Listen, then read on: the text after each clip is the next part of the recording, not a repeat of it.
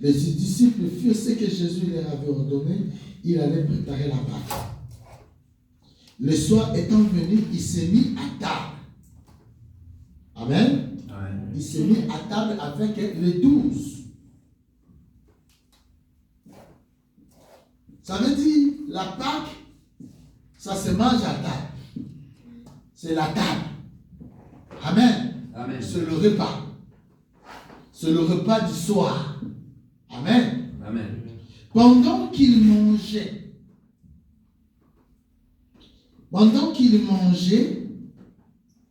il mangeait quoi? La Pâque est juif. Il mangeait l'agneau. Il mangeait les pains sans levain, les herbes amères, que Jésus commence à leur livrer un secret. Il commence à dire, je vous l'ai dit, en vérité, l'un de vous me livrera.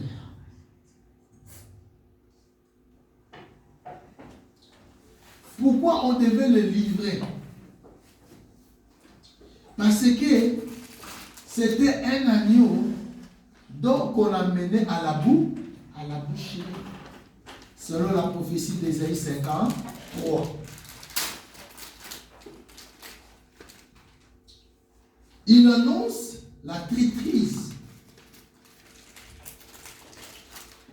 de l'un de ses disciples, qui lui-même a qualifié cela d'un démon.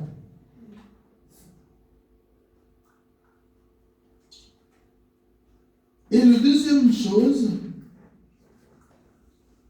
il parle de son départ selon ce qui a été écrit. Amen. Amen. Donc le Christ n'est pas mort par hasard. La rédemption n'est pas un travail par hasard. Amen.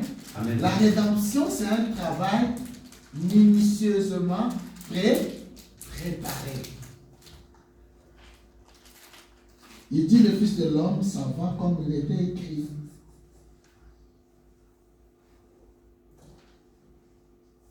Il était écrit quoi? Nous avons lu ça hier. Dieu avait écrit quoi? Un fils nous est né, un fils nous est donné. Amen. Amen. C'est par sa mort que nous aurons la vie. Il était écrit quoi? Il a voulu lui sacrifier sur l'Holocauste. Il lui a formé un corps pour venir faire ça, sa volonté. Il s'en va comment? Il s'en va comme il a été écrit. Il a été écrit pour passer, mais être sûr que nous serons guéris. Il a été écrit, non, il a été enlevé par l'angoisse. Et le châtiment qui nous donne la paix était tombé sur lui. Amen. Amen. Donc le Christ savait ce qu'il faisait. Savait ce qu'il entendait. C'est pourquoi ce jour-là, dans le montagne de Gethsemane, lorsqu'il a vu la douleur, lorsqu'il a vu la souffrance, lorsqu'il a prié, lorsqu'il était dans l'agonie, Amen. Amen. Il pria. Si ce n'est que ta volonté, éloigne cette coupe de moi. Mais non pas ma volonté, mais c'est ta volonté. Parce que c'était écrit qu'il devait souffrir comme un agneau. Pourquoi il devait souffrir comme un agneau? Parce qu'il a été déjà immolé. Amen. Avant la fondation du monde. Il explique que je suis un homme de passage, je suis un homme de mission. Je suis venu pour faire la volonté de Dieu. Et pendant qu'il faisait la volonté de son Dieu, il donne maintenant le sens profond de la Pâque. Amen. Amen. C'est-à-dire, il veut enseigner à ses contemporains le rituel que vous êtes en train de faire. Aujourd'hui, je vais le faire dans mon corps. Ce que vous faisiez là, c'était l'ombre simplement. La réalité, c'est moi maintenant qui est venu accomplir cela. Et il commence maintenant à relever. Pendant qu'il mangeait dans le verset 26, il prit du pain. Que l'Église dise, il prit du pain. Après avoir rendu grâce, il le rompit.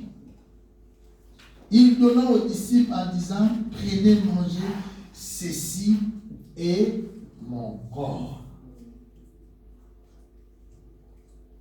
Parce que comme il était l'agneau, il était tout en tout. Amen. Amen. C'était lui le pain de vie, c'était lui Dieu. Il a déjà mentionné qu'il était le pain. Moïse n'a pas donné le pain. Il dit, prenez ceci, mangez. Ceci est mon corps. Il prit ensuite une coupe. Après avoir rendu grâce, il le donna en disant, buvez-en tous. Car ceci est mon sang. Le sang de l'alliance qui est répandu pour plusieurs pour la rémission du péché. Je vous le dis, je n'en boirai plus désormais de ce fruit de la vigne, jusqu'au jour où j'en boirai de nouveau avec vous dans le royaume de mon Père. Ça, il est en train d'expliquer.